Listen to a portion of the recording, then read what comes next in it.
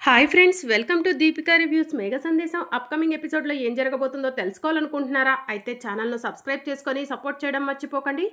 అపూర్వ phone తీసుకొని పక్కకు వెళ్ళి, ఏంటి కేపీ నాకు ఫోన్ చేశావు అని చెప్పి అడుగుతూ ఉంటుంది.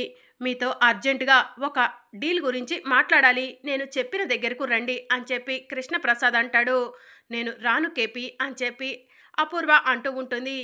నువ్వు ఇక్కడికి వస్తే ఆ డీల్ ఎంత ముఖ్యమో నీకు అర్థమవుతుంది. నా మాట మీద నీకు నమ్మకం ఉంటే నువ్వు ఇక్కడికి రా అపూర్వ అని చెప్పి కృష్ణప్రసాద్ కోపంగా చెప్తూ ఉంటాడు. ఈ కృష్ణప్రసాద్ డీల్ అంటున్నాడు, ఏమై ఉంటుంది అని చెప్పి అపూర్వ ఆలోచిస్తూ ఉంటుంది. తరువాత ఆలోచిద్దు గాని ముందు నేను చెప్పిన లొకేషన్కి వచ్చేయ్ అని చెప్పి కృష్ణప్రసాద్ అపూర్వకు లొకేషన్ చెప్పి ఫోన్ కట్ చేస్తాడు. ఇక అపూర్వ కంగారు పడుతూ ఉంటుంది. ఇక అప్పుడే శరత్చంద్ర అపూర్వను, అపూర్వ ఎందుకు కంగారు పడుతున్నావు? ఫోన్ చేసింది ఆడిటర్ గారు అన్నావు, ఏదైనా ఆఫీస్లో ప్రాబ్లమా అని చెప్పి అడుగుతూ ఉంటాడు. అలాంటిదేం లేదు బావా, కేపీ గురించే ఆలోచిస్తున్నాను అని చెప్పి అపూర్వ ఉంటుంది. ఆ కేపీ బెయిల్ మీద బయటికి వచ్చాడే కానీ వాడు నా చేతుల్లో తప్పకుండా చస్తాడు అపూర్వ అని చెప్పి శరత్చంద్ర చెప్తూ ఉంటాడు. ఇక శరత్చంద్ర కోపంగా లోపలికి వెళ్ళగానే గోరింటాకు అపూర్వను చూసి, అమ్మాయి నిజంగా ఫోన్ చేసింది ఆడిటరేనా? నీ మొహం చూస్తుంటే ఎందుకో కంగారు కనిపిస్తుంది అని చెప్పి అడుగుతూ ఉంటుంది.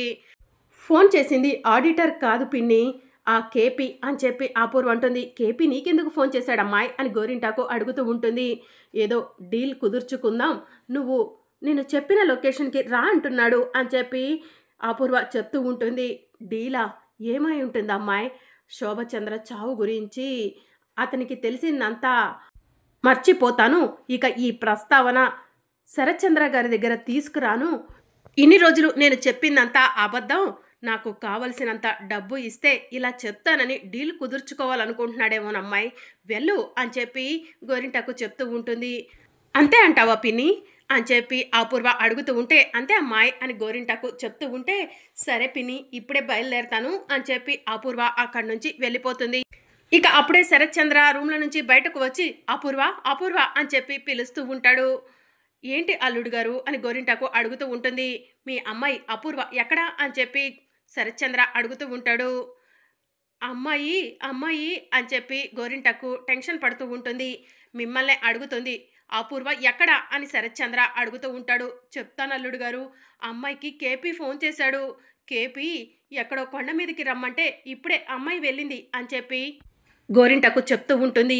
ఒరే కేపీ, ఇంకా రాయబారం నడుపుదామని చూస్తున్నావా?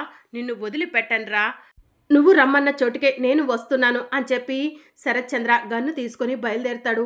వామ్మో, అల్లుడు గారు గన్ను తీసుకొని బయలుదేరారు, ఏం జరుగుతుందో ఏంటో అని చెప్పి గోరింటాకు మనసులో అనుకుంటూ ఉంటుంది. ఈ విషయం వెంటనే అమ్మాయికి ఫోన్ చేసి చెప్పాలి అని గోరింటాకు అపూర్వకు ఫోన్ చేస్తూ ఉంటుంది. అపూర్వ ఫోన్ నాట్ రీచబుల్ అని వస్తూ ఉంటుంది. చెత్త ఫోను, ఇప్పుడే నాట్ రీచబుల్ అని రావాలా అని చెప్పి గోరింటాకు మనసులో అనుకుంటూ ఉంటుంది. ఇక మరోవైపు కొండ మీద కృష్ణప్రసాద్ నుంచొని, రా అపూర్వ, నీ అంతు తేలుస్తాను. ఈరోజు నువ్వో నేనో తేలిపోవాలి. నా చెల్లెలు శోభను చంపిన నువ్వు బ్రతకటానికి వీల్లేదు. నేను ఈ కొండ మీద నుంచి కిందకి తోసి చంపేస్తాను అని చెప్పి కృష్ణప్రసాద్ మనసులో అనుకుంటూ ఉంటాడు. ఇక అప్పుడే అపూర్వ కొండపైకి వచ్చి కేపీ అని చెప్పి పిలవటంతో కేపీ వెనక్కి తిరిగి చూసి, ఏంటి అపూర్వ, నేను రమ్మని ఫోన్ చేయగానే బాగానే వచ్చావు అని చెప్పి కృష్ణప్రసాద్ అడుగుతూ ఉంటాడు. డీల్ అని చెప్పావు కదా, రాక ఏం చేస్తాను అని చెప్పి అపూర్వ అంటుంది. ఆ డీల్ ఏంటో చెప్పు కేపీ, త్వరగా నేను ఇంటికి వెళ్ళాలి అని చెప్పి అపూర్వ అంటుంది. నువ్వు వెళ్ళాల్సింది ఇంటికి కాదు, ఆ దేవుడి దగ్గరికి అపూర్వ అని చెప్పి కృష్ణప్రసాద్ అంటాడు. దేవుడి దగ్గరకా అని అపూర్వ షాకింగ్గా అడుగుతూ ఉంటుంది. ఏంటి అర్థం కాలేదా అపూర్వ? తప్పులు చేసేది నువ్వా, శిక్షలు అనుభవించేది మేమా? అందుకే నీకు శిక్ష వేయాలనుకుంటున్నాను నేను అని చెప్పి కృష్ణప్రసాద్ చెప్తూ ఉంటాడు.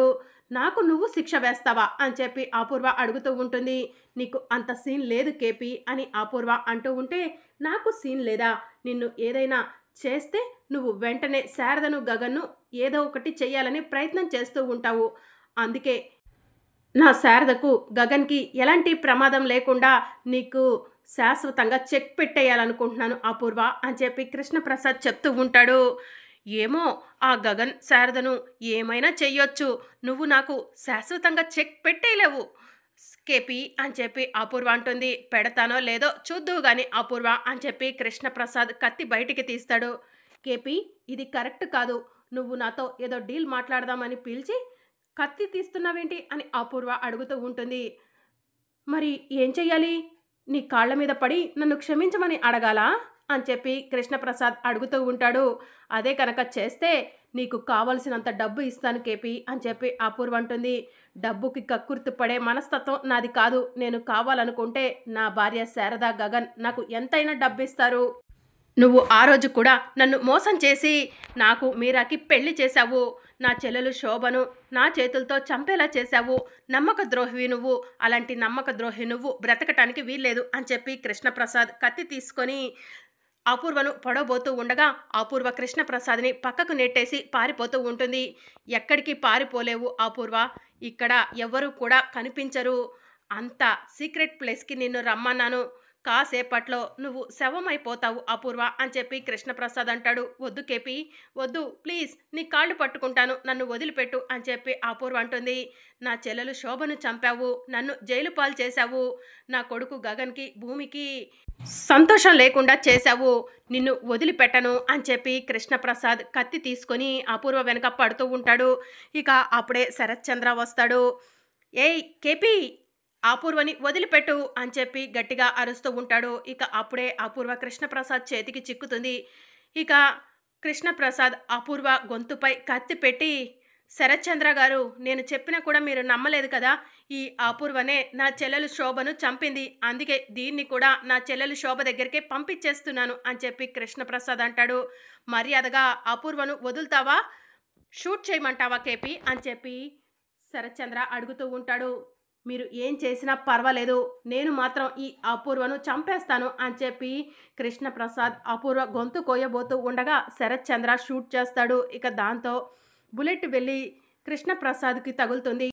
ఇక కృష్ణప్రసాద్ అపూర్వను వదిలిపెడతాడు. అపూర్వ, ఈరోజు కాకపోయినా ఏదో ఒక రోజు నీ చావు నా చేతుల్లోనే ఉంది అని చెప్పి కృష్ణప్రసాద్ చెప్తూ ఉంటాడు. ఇక కృష్ణప్రసాద్ గుండెల్లో బుల్లెట్ దిగటంతో కొండ మీద నుంచి కృష్ణప్రసాద్ లోయలో పడిపోతాడు. ఇక శరత్చంద్ర పరిగెత్తుకుంటూ అపూర్వ దగ్గరకు వస్తాడు. బావా, బావా, ఏంటి బావా కేపీని అలా షూట్ చేశావు?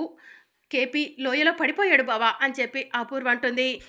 నిన్ను చంపాలని చూసిన కేపీ గురించి ఇంకా ఎందుకు ఆలోచిస్తున్నావు అపూర్వ అని చెప్పి శరత్చంద్ర అంటాడు. బావా, ఇప్పుడు కేపీ లోయలో పడిపోయాడు ఎలా బావా అని చెప్పి అపూర్వ అడుగుతూ ఉంటుంది. నీ చెల్లెలు మీరాకి ఏం సమాధానం చెప్తావు బావా అని చెప్పి అపూర్వ అడుగుతూ ఉంటుంది. ఏదో ఆవేశంలో నిన్ను ఎక్కడ కత్తితో పొడుస్తాడోనని కృష్ణప్రసాద్ని షూట్ చేశాను. కానీ నా చెల్లెలు మీరాకి తెలిస్తే నన్ను అసహించుకుంటుంది అపూర్వ. ఇప్పుడు ఏం చేద్దాం అని చెప్పి శరత్చంద్ర అడుగుతూ ఉంటాడు. ఇక అపూర్వ కాసేపు ఆలోచించి, బావా నీకొక ఐడియా చెప్తాను అని చెప్పి అంటూ ఉంటుంది. ఏంటి అపూర్వ అని చెప్పి శరత్చంద్ర అడుగుతూ ఉంటాడు. బావా, లోయలో పడిపోయిన డెడ్ బాడీని మనం ఎలాగూ బయటికి తీసుకురాలేము. అందుకే గవర్నమెంట్ హాస్పిటల్కు వెళ్ళి మార్చురీ నుంచి ఒక గుర్తు పట్టని డెడ్ బాడీని తీసుకొద్దాం బావా. అది కేపీదని, కేపీ లోయలో పడిపోయాడని అందరినీ నమ్మిద్దాం బావా అని చెప్పి అపూర్వ అంటుంది. అపూర్వ, నా చెల్లెలు మీరా నమ్ముతుందా, నన్ను అసహించుకోకుండా ఉంటుందా అని శరత్చంద్ర అడుగుతూ ఉంటాడు. అలా చేస్తేనే మీరా నిన్ను అసహించుకోదు బావా. లేదంటే నువ్వే కేపీని షూట్ చేసావని తెలిస్తే మీరా నిన్ను అసహించుకుంటుంది బావా అని చెప్పి అపూర్వ చెప్తూ ఉంటుంది. కేపీ మళ్ళీ తిరిగి వస్తే అప్పుడు పరిస్థితి ఏంటి అపూర్వ అని శరత్చంద్ర అడుగుతూ ఉంటాడు. కేపీ మళ్ళీ తిరిగి వస్తాడా? ఒక్కసారి ఇలా వచ్చి ఆ లోయలోకి చూడు బావా.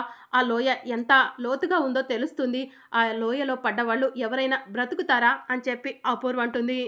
అవును అపూర్వ అని చెప్పి శరత్చంద్ర అంటాడు. బావా, మనం డెడ్ బాడీని గవర్నమెంట్ హాస్పిటల్ నుంచి ఇంటికి తీసుకెళ్తున్నాం. కానీ ఎవరికి కూడా కేపీని నువ్వు షూట్ చేసావన్న నిజం చెప్పొద్దు బావా అని చెప్పి అపూర్వ అంటుంది. సరే అపూర్వ, నువ్వు నా పాలిట దేవతవి అపూర్వ అని చెప్పి శరత్చంద్ర అంటాడు. ఇక శరత్చంద్ర అపూర్వ ఇద్దరూ కలిసి గవర్నమెంట్ హాస్పిటల్కు వెళ్తారు. ఎవరు గుర్తుపట్టని డెడ్ బాడీ కావాలని చెప్పి హాస్పిటల్ వాళ్ళను అడుగుతూ ఉంటారు. బావా, నువ్వు ఇక్కడ ప్రాసెస్ అంతా చూసుకో, నేను ఇప్పుడే ఇంటికి ఫోన్ చేసి కృష్ణప్రసాద్ చనిపోయాడని చెప్తాను అని చెప్పి అపూర్వ చెప్తూ ఉంటుంది. జాగ్రత్తగా మేనేజ్ చేయి అపూర్వ అని చెప్పి శరత్చంద్ర అంటాడు. సరే బావా అని చెప్పి అపూర్వ అంటుంది. ఇక అపూర్వ ఇంటికి ఫోన్ చేస్తుంది. గోరింటాకు ఫోన్ లిఫ్ట్ చేస్తుంది. ఏంటమ్మాయ్ అని చెప్పి అడుగుతూ ఉంటుంది. పిన్ని, మీరా కానీ చెర్రీ కానీ లేరా అని చెప్పి అపూర్వ అడుగుతూ ఉంటుంది. ఉన్నారమ్మాయ్ అని చెప్పి గోరింటాకు చెప్తూ ఉంటుంది. ఏది ఒకసారి ఫోన్ ఇవ్వు అని చెప్పి అపూర్వ అడుగుతూ ఉంటుంది. చెర్రీ, మీ అపూర్వ అత్తయ్య ఫోన్ మాట్లాడుతుందంట, రా అని చెప్పి గోరింటాకు పిలుస్తుంది. ఇక చెర్రీ ఫోన్ తీసుకొని హలో అని చెప్పి అంటూ ఉంటే, చెర్రీ మీ అందరికీ ఒక సాడ్ న్యూస్ అని అపూర్వ చెప్తూ ఉంటుంది. ఏంటది అని చెర్రీ అడుగుతూ ఉంటాడు. మీ నాన్న శోభచంద్రను చంపేశాడని, పరువు పోయిందని చెప్పి ఆత్మహత్య చేసుకున్నాడు చెర్రీ అని చెప్పి అపూర్వ చెప్తూ ఉంటుంది. నేను నమ్మను, మా నాన్నకేం కాదు అని చెప్పి చెర్రీ అంటాడు. మేము మీ నాన్న డెడ్ బాడీ దగ్గరే ఉన్నాము చెర్రీ, కాసేపట్లో డెడ్ బాడీని తీసుకొని ఇంటికి వస్తున్నాం అని చెప్పి అపూర్వ చెప్తుంది. ఇక చెర్రీ ఫోన్ కింద పడేసి నానా అని చెప్పి గట్టిగా అరుస్తాడు. మీరా పరిగెత్తుకుంటూ వచ్చి చెర్రీ ఏమైందిరా, ఎందుకలా అరిచావు అని చెప్పి అడుగుతూ ఉంటుంది. అమ్మా అమ్మా, నానా నానా ఆత్మహత్య చేసుకున్నారంట అని చెప్పి చెర్రీ చెప్తూ ఉంటాడు. రే చెర్రీ, పిచ్చిగా మాట్లాడ అని మీరా అంటుంది. అమ్మా నేను చెప్పేది నిజం అని చెప్పి చెర్రీ చెప్తూ ఉంటాడు. ఇక మీరా ఏమండి అని చెప్పి గట్టిగా ఏడుస్తూ ఉంటుంది. ఇక ఇంతలో కృష్ణప్రసాద్ వాళ్ళ అమ్మ కూడా వస్తుంది. ఇక చెర్రీ వాళ్ళ నానమ్మను హగ్ చేసుకొని ఏడుస్తూ ఉంటాడు. ఏమైందిరా, ఎందుకు ఏడుస్తున్నావు అని చెప్పి వాళ్ళ నానమ్మ అడుగుతూ ఉంటుంది. నాన్న చనిపోయాడు నానమ్మ అని చెప్పి చెర్రీ ఏడుస్తూ ఉంటాడు. నేను నమ్మనురా, నమ్మను అని చెప్పి కృష్ణప్రసాద్ వాళ్ళమ్మ అంటూ ఉంటుంది. నిజం నానమ్మ, కాసేపట్లో నాన్న డెడ్ బాడీ ఇంటికి వస్తుంది అని చెప్పి చెర్రీ చెప్తూ ఉంటాడు.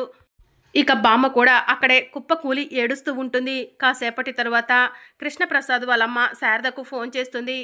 ఏంటత్తయ్య ఫోన్ చేశారు అని శారద అడుగుతూ ఉంటుంది. అమ్మా, నా కొడుకు ఈ లోకంలో నుంచి వెళ్ళిపోయాడమ్మా అని చెప్పి కృష్ణప్రసాద్ వాళ్ళమ్మ చెప్పి ఏడుస్తూ ఉంటుంది. నా కొడుకు నాకే కాదమ్మా, నీకు కూడా అన్యాయం చేశాడమ్మా అని చెప్పి కృష్ణప్రసాద్ వాళ్ళమ్మ ఏడుస్తూ ఉంటుంది. ఇక శారద ఫోన్ అక్కడే పడేసి ఏడుస్తూ ఉంటుంది. ఇక అప్పుడే భూమి వచ్చి ఏమైంది అత్తయ్య అని చెప్పి అడుగుతూ ఉంటుంది. మీ మామయ్య ఈ లోకం నుంచి వెళ్ళిపోయాడమ్మా అని చెప్పి శారద ఏడుస్తూ ఉంటుంది. ఇక భూమి ఒక్కసారి షాక్ అవుతుంది. ఇక భూమి శారద ఇద్దరు ఏడుస్తూ ఉంటే గగన్ వచ్చి ఏమైందమ్మా అని చెప్పి అడుగుతూ ఉంటాడు. మీ నాన్న మనల్ని అందరినీ వదిలి వెళ్ళిపోయాడు గగన్ అని చెప్పి శారద చెప్తూ ఉంటుంది. అమ్మా ఏంటి నువ్వు చెప్పేది అని గగన్ అడుగుతూ ఉంటాడు. అవునరా గగన్, మీ నాన్న ఈ లోకం నుంచి వెళ్ళిపోయాడు అని చెప్పి శారద అంటుంది. ఇక మరోవైపు కృష్ణప్రసాద్ డెడ్ బాడీ దగ్గర మీరా చెర్రీ కూర్చొని ఏడుస్తూ ఉంటారు. మరి అప్కమింగ్ ఎపిసోడ్లో ఏం జరగబోతుందో తెలుసుకోవాలనుకుంటున్నారా? అయితే ఛానల్ను సబ్స్క్రైబ్ చేసుకోండి.